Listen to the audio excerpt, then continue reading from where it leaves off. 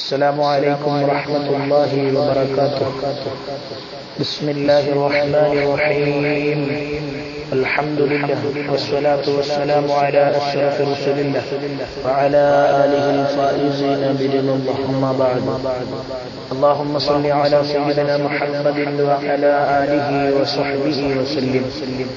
പ്രിയപ്പെട്ട ഇലൽ ഹബീബ് ഇഖ്വാനുകളെ, അല്ലാഹു സുബ്ഹാനഹു വ തആല നമ്മുടെ കൂട്ടായ്മ അല്ലാഹു സ്വീകരിക്കുമാറാകട്ടെ. പ്രവാചക മദ്ഹുകൾ ചൊല്ലുന്ന, പ്രവാചകനെ മഹബത്ത് വെക്കുന്ന ഒരു കൂട്ടായ്മയാണ് ഇലൽ ഹബീബ് എന്ന് പറയുന്ന ഈ മഹത്തായ കൂട്ടായ്മ. അല്ലാഹു എല്ലാവർക്കും ആഫിയത്തുള്ള ദീർഘായുസ്സ് നൽകി അനുഗ്രഹിക്കുമാറാകട്ടെ. പ്രിയമുള്ളവരെ, മുഹറം മാസം നമ്മിലേക്ക് സമാഗതമായിരിക്കുകയാണ്. ഈ മഹത്തായ മുഹറം മാസത്തിൽ ഇലൽ ഹബീബ് മുന്നോട്ട് വെക്കുന്നത് ഹബീബായ നബി മുഹമ്മദ് റസൂലുള്ളാഹി സ്വല്ലല്ലാഹു അലൈഹി വസല്ലം തങ്ങളുടെ മദീന മുനവ്വറയിലേക്ക് ലക്ഷക്കണക്കിന് സ്വലാത്തുകൾ പ്രിയമുള്ള ആശിഖീങ്ങൾ ചൊല്ലി തുടങ്ങിയിരിക്കുകയാണ്. ഈ പ്രവാചകർ മുഹമ്മദ് റസൂലുള്ളാഹി സ്വല്ലല്ലാഹു അലൈഹി വസല്ലം തങ്ങളുടെ മദീന മുനവ്വറയിലേക്ക് സ്വലാത്തുകളും സലാമുകളും സമർപ്പിക്കുന്ന ഈ സുന്ദരവേളയിൽ പ്രിയമുള്ള സഹോദരങ്ങളെ, നാം കേരളീയരായ മുസ്ലിങ്ങൾ ബഹുഭൂരിപക്ഷവും അഹ്ലുസ് സുന്നത്തി വൽ ജമാഅ എന്ന പാരമ്പര്യ വിശ്വാസധാരയിൽ ജീവിക്കുന്നവർ ആണ്.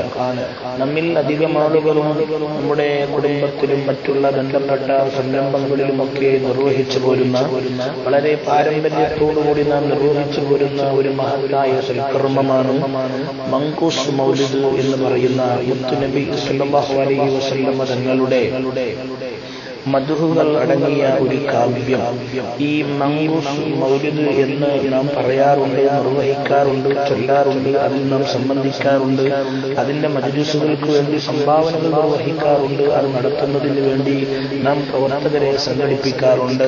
പക്ഷേ മങ്കൂസ് മൗലിദിന്റെ അതിന്റെ പ്രാമാണികതയും അതിന്റെ രചയിതാവ് ആരാണെന്നും, മങ്കൂസ് മൗലിദ് രചിക്കാനുണ്ടായ പശ്ചാത്തലം എന്താണെന്നും, മങ്കൂസ് മൗലിദിന്റെ ഉള്ളടക്കം എന്താണെന്നും നാം മനസ്സിലാക്കേണ്ടതുണ്ട്. അത് ഹൃസ്വമായ രീതിയിൽ പ്രിയപ്പെട്ട ഇഖ്വാനുകൾക്ക് മുമ്പിൽ അവതരിപ്പിക്കുക എന്നുള്ളതാണ് ഞാൻ ഉദ്ദേശിക്കുന്നത്. അല്ലാഹു സുബ്ഹാനഹു വ തആല സ്വീകരിക്കുമാറാകട്ടെ. പ്രിയമുള്ള ഇഖ്വാനുകളെ, 500-ൽ പരം വർഷങ്ങൾക്ക് മുമ്പ് പൊന്നാനിയിലെ വലിയ മഖ്ദൂം രചിച്ചതും നമ്മുടെ നാടുകളിൽ സാധാരണ ചൊല്ലി വരാറുള്ളതുമാണ് മങ്കൂസ് മൗലിദ്.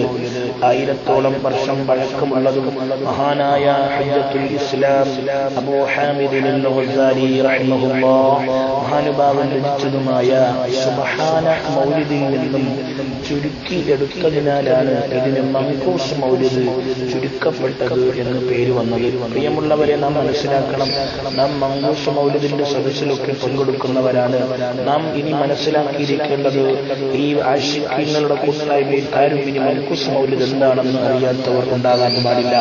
അപ്പൊ മങ്കൂസ് മൗലിദിലെ മങ്കൂസ് എന്ന് പറഞ്ഞാൽ തന്നെ 1000-ഓളം വർഷങ്ങൾ പഴക്കമുള്ള മഹാനായ ഇമാം ഗസാലി റഹിമഹുല്ലാഹ് മഹാനുഭാവൻ രചിച്ച സുബ്ഹാന മൗലിദിൽ നിന്നും അതിൽ നിന്ന് ചുരുക്കി എടുത്തതിനാലാണ് മങ്കൂസ് ചുരുക്കപ്പെട്ടത് എന്ന പേര് മങ്കൂസ് മൗലിദിന് വരാനുണ്ടായ കാരണം. അതേപോലെ തന്നെ ഇതിന്റെ ചരിത്ര പശ്ചാത്തലങ്ങളിലൂടെ നാം പഠിക്കേണ്ടതുണ്ട്. പൊന്നാനിയിലും പരിസരങ്ങളിലും ഒരു കാലത്ത് ശക്തമായ കോളറ പടർന്നു പിടിച്ചു. ഇന്ന് നമുക്കറിയാം, നമ്മുടെ നാടുകളിലൊക്കെ ക്യാൻസർ എന്ന് പറയുന്ന മാറാവ്യാധി, പകർച്ചവ്യാധി രോഗം പന്തരിച്ചുകൊണ്ടിരിക്കുകയാണ്. അല്ലാഹു നമുക്കും കുടുംബങ്ങൾക്കുമൊക്കെ സംരക്ഷണം നൽകി അനുഗ്രഹിക്കുമാറാകട്ടെ. എല്ലാവരെയും അല്ലാഹു നമ്മെ കാത്തുരക്ഷിക്കുമാറാകട്ടെ. അപ്പോൾ ഒരു കാലഘട്ടത്തിൽ കോളറ പടർന്നു പിടിച്ചപ്പോൾ പൊന്നാനിയിലും പരിസരങ്ങളിലും ഒരു കാലത്ത് ശക്തിയായ കോളറ പടർന്നു പിടിച്ചു. തുടർച്ചയായ മരണങ്ങൾ കാരണം മയ്യിത്ത് സംസ്കരണങ്ങൾക്ക് പോലും പ്രയാസം നേരിട്ടു. നാട്ടുകാർ പേടിച്ചു. സൈനുദ്ദീൻ മഖ്ദൂം റളിയല്ലാഹു തആല അൻഹു തങ്ങളെ സമീപിച്ചു.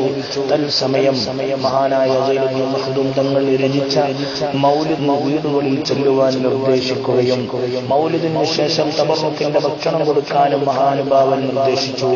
ഇത് ഇത് നിർവഹിക്കുകയും ഏതാനും ദിവസങ്ങൾക്കകം ഈ കോളറ എന്ന് പറയുന്ന പകർച്ചവ്യാധി രോഗം നാട്ടിൽ നിന്ന് മാറുകയും ചെയ്തു.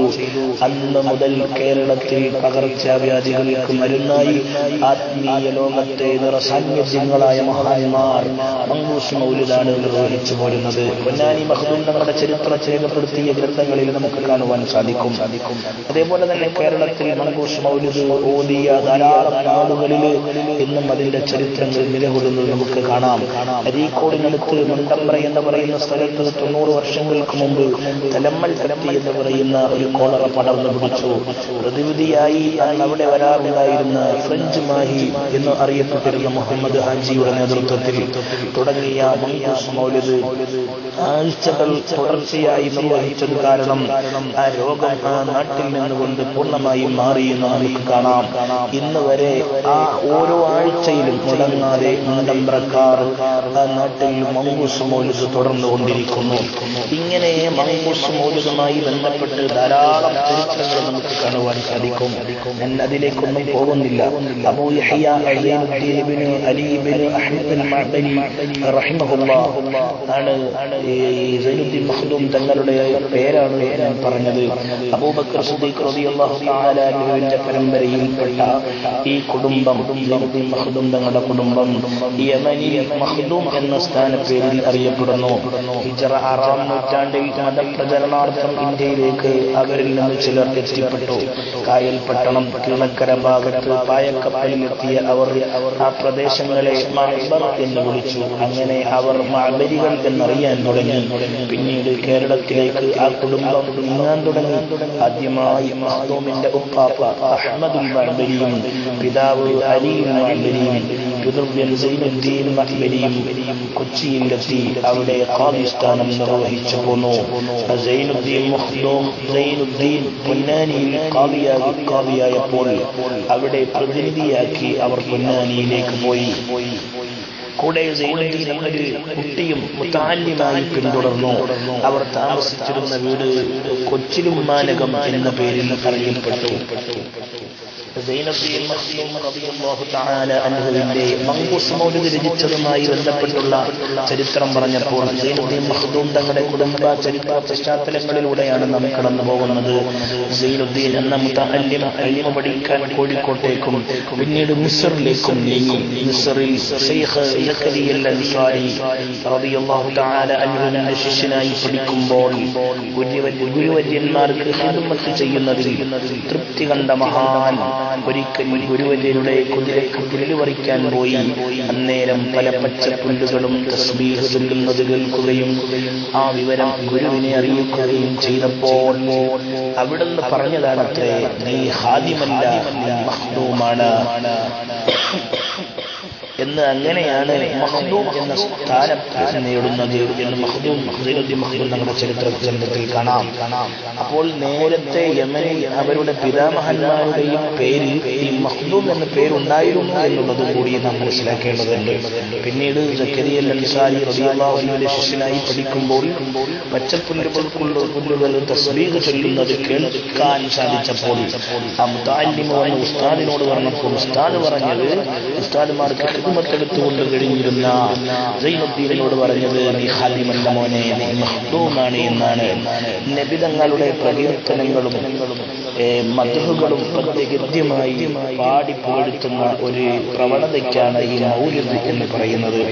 അതുകൊണ്ട് പ്രിയമുള്ളവരെ, ഇതാണ് സൈനുദ്ദീൻ മഖ്ദൂം തങ്ങൾ രചിച്ച മങ്കൂസ് മൗലിദ് രചിക്കാനുണ്ടായ പശ്ചാത്തലവും അതിന്റെ രചയിതാവിനെ സംബന്ധിച്ചുമാണ് നാം ചെറിയ രൂപേണ ഇവിടെ ഉണർത്തിയത്. ഇനി മങ്കൂസ് മൗലിദിന്റെ ഉള്ളറകളിലൂടെ അതിന്റെ ഉള്ളടക്കങ്ങൾ വളരെ പ്രധാനപ്പെട്ട കുറച്ച് പോയിന്റുകളിലൂടെ നമുക്ക് പിന്നീട് കടന്നു പോകാം. അല്ലാഹു സുബ്ഹാനഹു വ തആല സ്വീകരിക്കുമാറാകട്ടെ, അല്ലാഹു ഖബൂൽ ചെയ്യുമാറാകട്ടെ.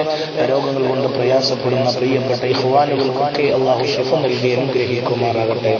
അസ്സലാമു അലൈക്കും വറഹ്മത്തുള്ളാഹി വബറകാതുഹു. ഇലൽ ഹബീബിന് വേണ്ടി സദഖത്തുല്ലാഹി സുഹരി ആലപ്പുഴ.